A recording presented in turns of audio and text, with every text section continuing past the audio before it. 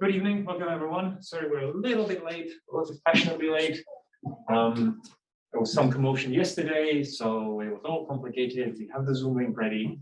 So welcome to our first event. We have a couple of bits to tell you about Inaugural and the Innovation Factory, and we have two really cool talks from our student teams. So if you're from the industry looking at us thinking, are these people actually doing anything useful? Or is this just ivory tower stuff? Then, we will show you that it's not ivory tower stuff, it's real work for real clients. If you're from academia thinking, we're talking about IRO, you can't see it remotely. But looking back in our room, hopefully you'll see people from the industry looking back and saying, yes, this is what we do. Don't worry. So if you have a project that's exciting that you would like our students to do, then get in touch. They'll be really excited to work on it for you. And if you're a student, we have so many exciting projects. Usual story, if I tell you about it, you wouldn't be able to leave this room. But no, we will definitely put out an advertising post. So if you're interested in any of this stuff, this kind of work, not necessarily a computer language, not necessarily a tool set, not necessarily a framework, but actually really, really exciting work and really difficult, then get in touch. So this was just a brief introduction. What we have is cooperation. This is the our old philosophy of Eva and apply. So Lisp people will like this. But in any case, this is just a silly computer science joke.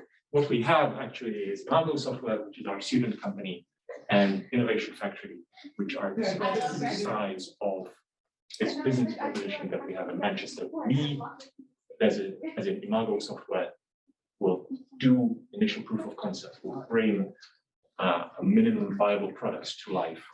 And then Innovation Factory, if you're really interested in coming into a business, by then you have all the ammunition that you need, all the evidence, you have working software. You can go and approach Innovation Factory for money, business plan, that sort of thing. Come on in. So with that, we have two talks. I won't reveal any secrets. I think they're both absolutely fantastic. There'll be sort of bombshells throughout the presentations. They go, oh, I didn't know that. Oh, I saw this one on TV. That's all I'm going to say about it. And that's it. That's all of my talking, all my yakking. So I'll hand over to the fantastic SuperGen team. Now, if you bear with me, we'll flip presentation. No?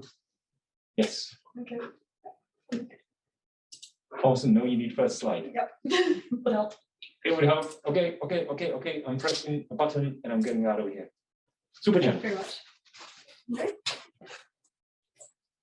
Hi everyone, thank you for joining us. So before we get started, we actually have some introductions to do. And I don't mean introducing ourselves to you, because this is the first time we've ever actually met in person, despite working together for 3 months. So hi, nice to meet you. Hello. Good to meet you. Hello, so my name is Zhang. At the start of this project, I just finished my first year in computer science, and my role on this project was the business analyst, which means that I was the responsible to stay in touch between the team and our client. Yes, I'm Karam. At the start of this project, I just finished my second year of university. I was the team lead and quality assurance lead on this project. Hi, I'm Miranda. At the time of the project, I just finished my first year, and the role I kind of assumed during the project was that of user experience architect. And the person whose face is currently blocked out by the Zoom is Amish, and he was our other team member, but he's currently on placement, so he can't be here today. So the project that we were working on was set to us by the SuperGen Bioenergy Hub, and our task was to create an interactive web application to help explore their research, engage new people with bioenergy. We only had 12 weeks. We had to make this suitable for conferences. We only had 4 people, and we had a single point of contact with our client, who was called Andrew. So being students, we faced a lot of difficulties during this project, but we managed to turn most of these into advantages instead of disadvantages. And we're going to walk you through some of those today. So first, disadvantage that we faced as a team was that none of us really had any experience in this industry. So that brought two main points to it. The first one was that no one really had any expectations going into the project. The second one is that this was, for most of us, our first real job in the software engineering world, let's say. So these are two disadvantages, but we didn't let that bring us down, and we turned those rounds into really nice advantages for the team. So the fact that we didn't have any expectations going into the projects meant that no one was really defensive about a very particular skill that they were really good at. This brought great teamwork and very flexible and very open team. And to demonstrate that, a very fun anecdote is that at the start of the project, we wrote our code in Flutter, which is a framework to develop mobile applications. And about 2 or 3 weeks in, we decided now Flutter is not the right choice. We should use React, which is not a framework for mobile devices. So basically, all our code that we wrote for the Flutter application was useless. We had to completely redesign our app to fit the React framework. And that just shows that we are very flexible. No one was saying, no, Flutter is the way that we should go there. So that was really good. And secondly, because this was all our first real job, we could really focus in an interest of us. So for example, Miranda, she has done some designing before, so she took the role of UX designer. And that really allowed her to get more knowledge in that very special area. And same with all over the rest of us. There was no precondition to go into a very area. Yeah, and leading on to Cam. Hey, Jan. So as Jan said, we came into this with no expectations, no preconceptions, because we didn't have the experience to have those. That was a good thing because it made us very open-minded, and it also allowed us to directly apply the things that we learned at university into our work straight from the get-go. But that isn't to say we weren't without any roadblocks or speed bumps. Obviously, things always come up when you are working on a project, and it's how you tackle those that counts. So a couple of the issues we faced were, for example, this was a very fast-paced project, 12 weeks, 4 people who don't have that much experience for a real client, who've used the real conferences. It's pretty high-pressure stuff. Because of that, we found that a lot of the time we didn't have the most time to actually review code and check that the things we were pushing were perfect, so to speak. We also lacked regular client feedback a lot of the time throughout the summer, which, as you can imagine, leads to problems because, say, we're developing on a 1-week sprint and we don't speak to the client for 6 weeks. You get to the end of the 6 weeks and realize, wait, this is all rubbish, and end up having to scrap things, which is not ideal when you only have 12 weeks. The team was spread out across different time zones as well, which you guys might have experienced with. Thanks to the lovely COVID-19 pandemic, everyone's working remotely from different places, different parts of the world. And on top of that, our communications were quite frayed at times between different applications, different platforms, because we didn't know each other beforehand. We didn't have anything already set up through which to really talk to each other. But obviously, because we're amazing, we fix those problems. We tailored the process along the way, which is, again, thanks to the fact that we were students and are students, and we didn't have preconceptions. We didn't have anyone saying, no, this is the way we have to do it because I've done it this way before. We were all willing to change and try new things. So we dedicated time to code reviewing every single day. After 4 p.m., we look at the GitLab, see if there's anything that needs reviewing. If there is, take a look at it. Check Discord, see if there's anyone who needs help. If anyone does need help, we help each other out. That really helped us as a kind of a point of contact to make sure that by the start of the next day, everything had been tied together. We also integrated regular client feedback into the way we were working. So we worked on a 1-week sprint, and for 1 day each week, our client was always online. So we were always able to get really quick feedback and really make sure that what we were developing that week was in line with their expectations. We also utilized core working hours. So if you don't know what that is, it's where you set a couple of hours each day during which everyone has to be online. And for the rest of the hours, everyone can work as they please. So we had about 7 hours of work per day. Our core working hours were about 4 hours long. So the other 3 hours, you can do what you want, really. You want to start later or finish earlier, it's up to you. And that allowed us to work across time zones and also with the added responsibilities that come with working from home. We also settled on one platform in the end, Discord, like I mentioned, for communications. So we tied in a bunch of different things. We had GitLab reports coming in. We had our client online on Discord. And that really helped us because it's a very good tool, as anyone who has used it will know. We're also having one place where we contact each other and then nothing fell through the cracks and we didn't miss anything. So I'll pass you over to Miranda again. So despite overcoming all of this, we can't deny the fact that we are students, and that comes with its own set of challenges. Firstly, we're a lot more accustomed to learning than doing, and creating a piece of coursework to fit a mark scheme is a very different mindset to creating quality software for a client. And we also did have to go back to university at the end, so it's not like we could say we could give long-term support or maintenance to the product that we created. However, the fact that we were in this kind of learning mindset made it a lot easier to come to grips with this new field of bioenergy, which none of us had ever really studied before. And that really helped us understand it and apply that knowledge to the app. Additionally, we could explain things a lot more clearly to our clients, because most of the time we'd only just learned some of these things ourselves. So we knew how to teach them because we knew how to learn them. Despite the fact that we had to go back to university, we kept this in mind and we put in a system for long-term support. So we connected things to the app like the wiki, the contributors, case studies. We linked all these things to a content management system so that in the future, Supergen could add it, press a button, and the app would update itself. They didn't have to write this code and they didn't have to be technically aware. We also had a lot of extensive documentation in case they ever wanted to move the project forward in the future. So let's take a look at the final results. The app was a success, thankfully. We met virtually with members of the Supergen Bioenergy Hub at the end of the project, and they agreed that the app was a great asset for introducing new people to bioenergy.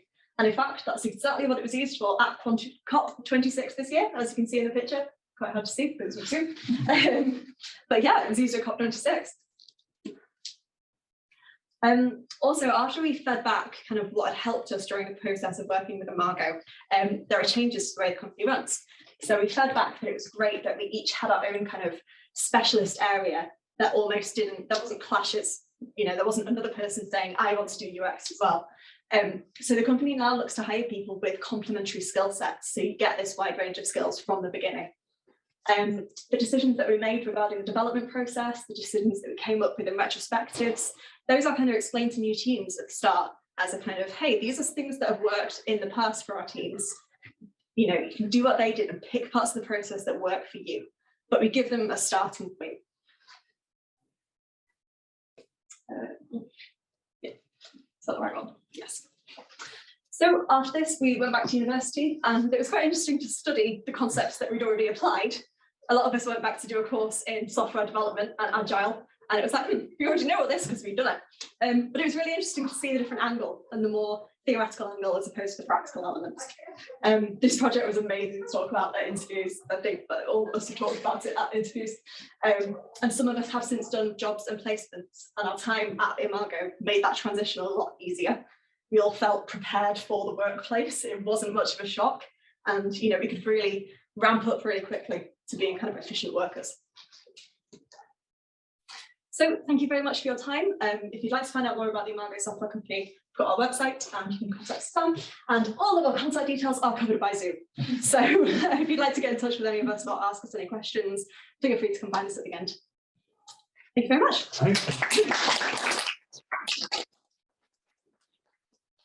Right, fantastic.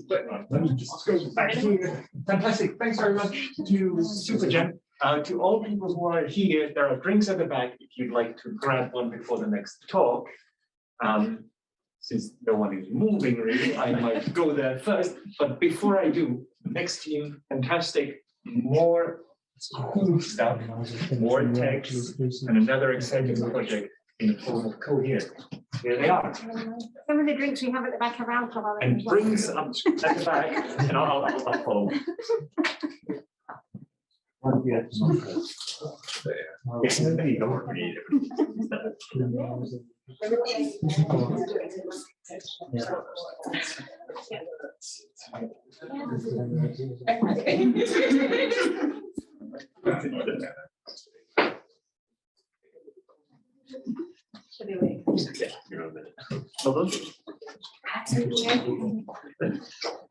You'll start from scratch now. Okay, people online, Amazing. Let me down now.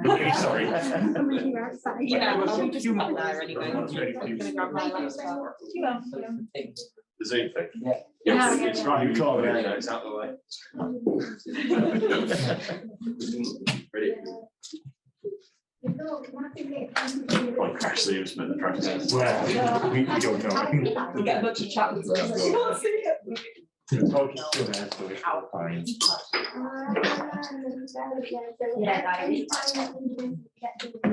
Right.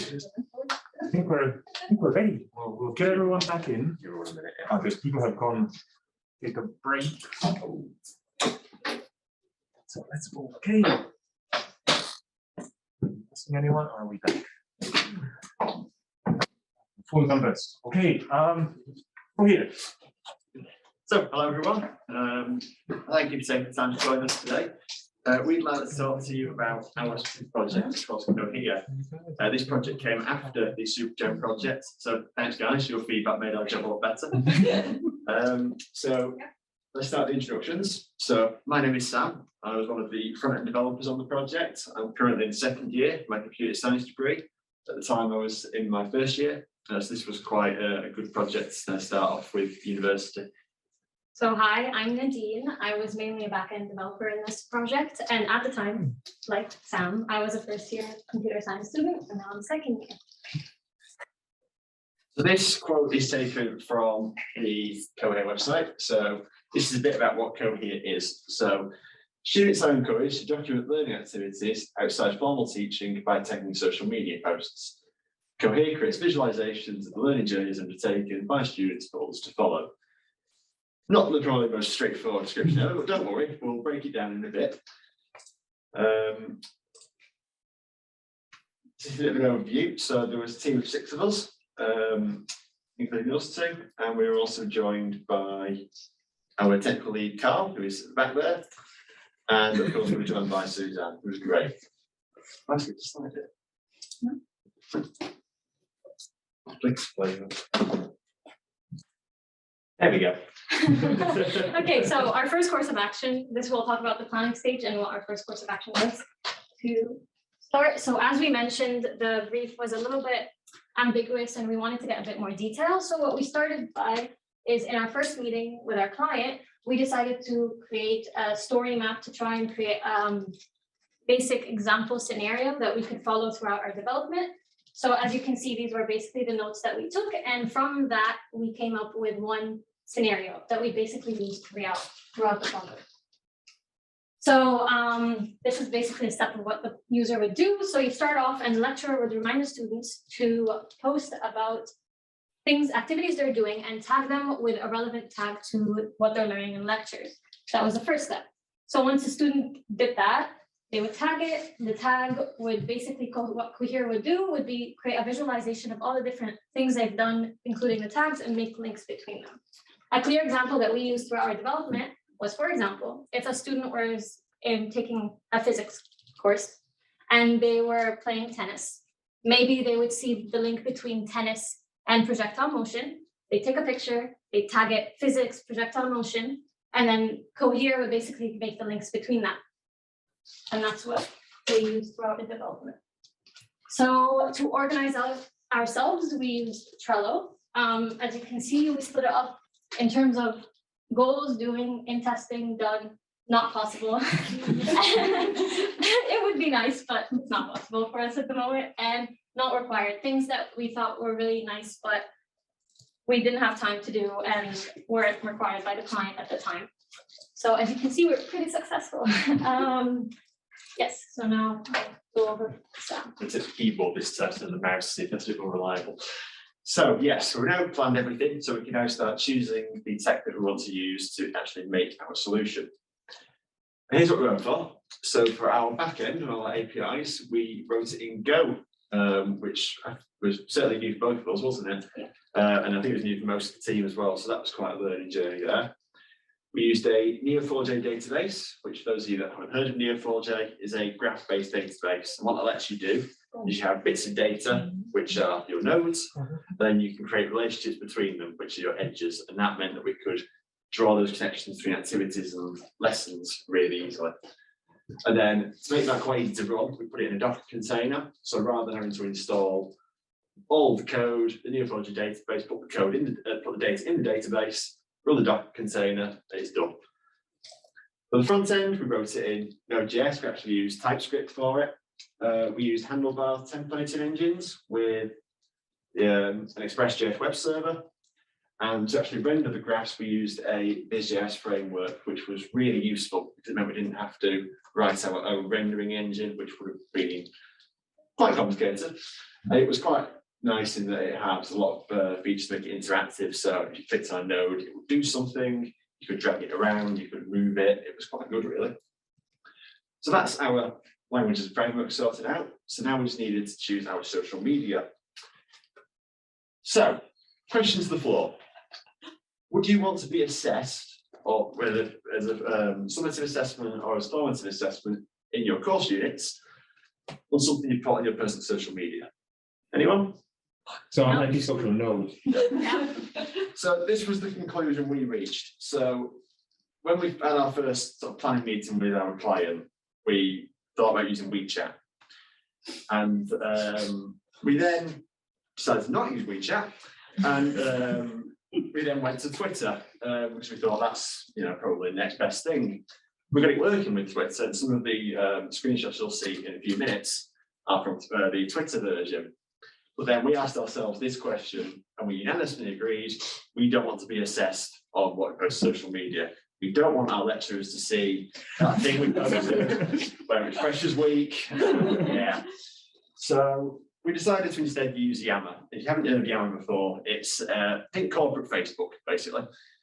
So you have your groups, you have your pages, you can comment on them. Everyone in the university has access to it, and we control who can see what privacy reasons and so on. It means we're not going to store our own data as well. Microsoft do it for us. No privacy concerns, hopefully. All is well. So let's start writing the code then. So this is the initial front-end design. This is all static data that's just embedded into the code directly.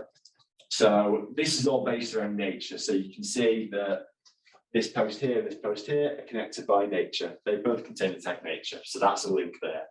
You can see some of the other ones at the top left here have earth and outdoors as well.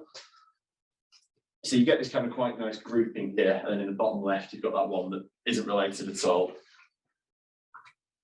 And originally, you can see as well, the pictures are all static, and that'll come up again later. And originally, we did also try to include the names of the people that posted them as well, but later we decided to keep it anonymous instead.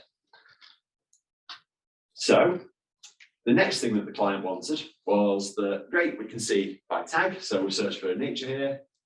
What if we could search by user instead? So we thought, that'll be easy. We've got the code that renders the graph, we've got the code that gets the database. Let's just do it. That went well. So what's happened here is everything is linked to itself. And also because I generate all the data on my own, and I've looked at my own data, I've basically rendered my entire database. So don't do that. But with a bit of tweaking, we're fine. I think hope you'll agree this looks quite pretty. So again, we've got this kind of quite nice thing going on here as well. And we're also looking at the user, the names have all gone now as well. So it's nearly there now. We're getting quite on the development stage here, but you'll notice all the pictures are still the same. We wanted it to be very visual, so the things that people are tagging should have pictures in. So a picture of people playing tennis in the example.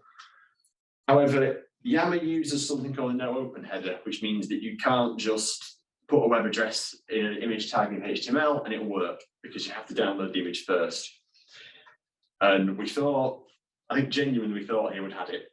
I think we thought there's no way of fixing this, that's it. And then this bit of code became existent.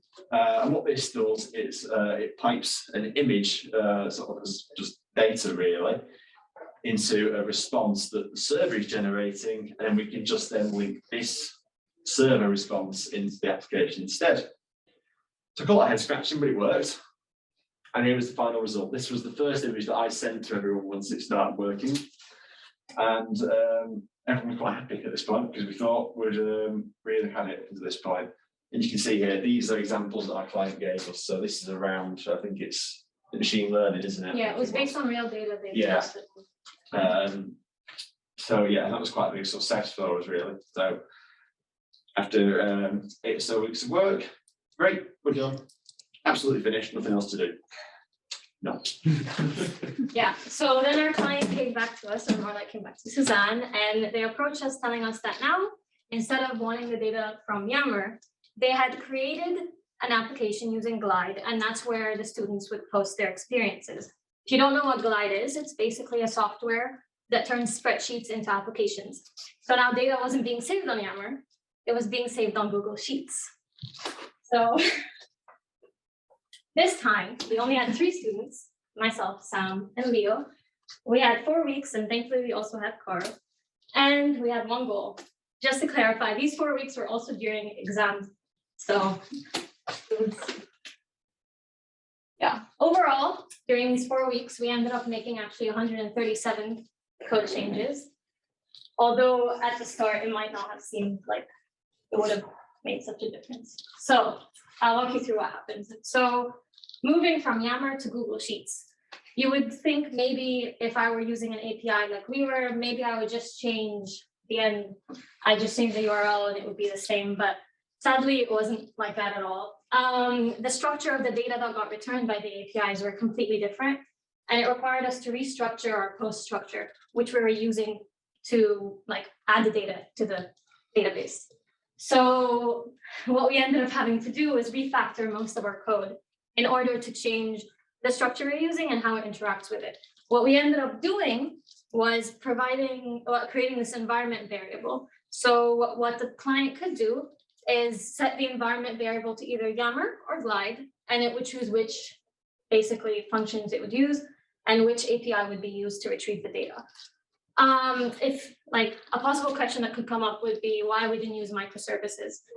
Given the timeline and the size of this project, it didn't seem realistic to do so, especially since another factor that we had to consider is that this project would most likely go on to other students or other people, and we needed the code to be as readable as possible, which is nice that Carl had suggested for us to use Go. Go in itself makes the code very readable, so it reads like you're reading like text because of how the functions are set up.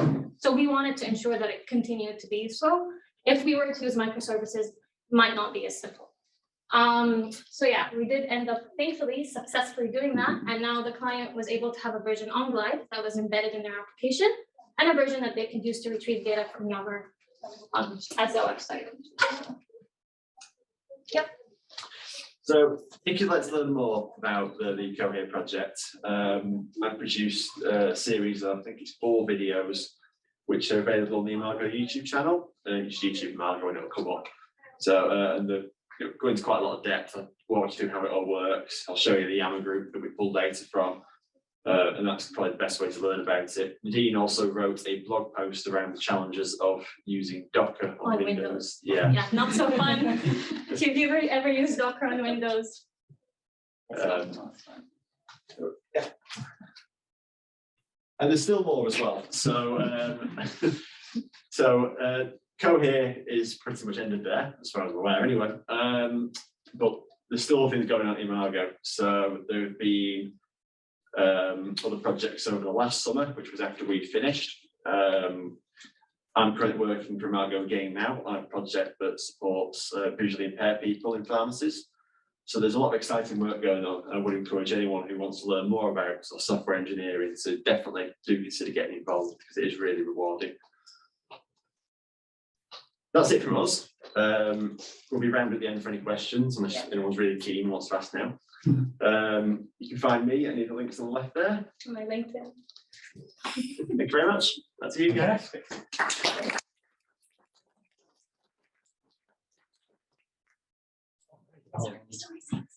Okay, jump back in.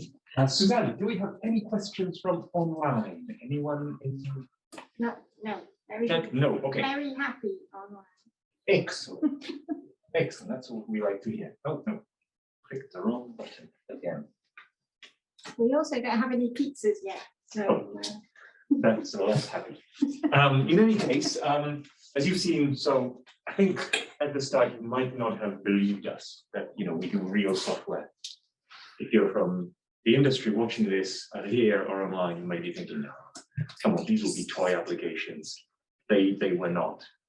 They were the real ones. And you know, I think the picture that we had in our group said this was COP26 was fantastic. You know, the student experience was of social media interaction to support learning was good. And then the lessons, I think in both cases, these are the almost typical startup stories you would hear, right? Developing, 3 weeks in, you go, nah, this is never going to work. Let's change the framework. We cannot do this. And on the other hand, you're developing, everything goes well. And then you believe your client, and then you meet them, you say, hang on, we really would hate the idea of, you know, professors looking at our social media. And the client says, yeah, I know. Well, all right, let's change it completely. So this is exactly what happens. So we, Inaugural, we can deal with this. Our students can do it. And they're really keen to learn. And I think they can do almost any piece of software you throw at them. And if you're academia, well, we can do apps. You can see it. We've done things. Our customers were happy. We've delivered things. And we're not too expensive. So that's another plus. What else was I going to say? And finally, if you're a student, we really need some help. We have so many exciting projects for next year. So we have tons of spaces, tons of work. I think it's as interesting as this.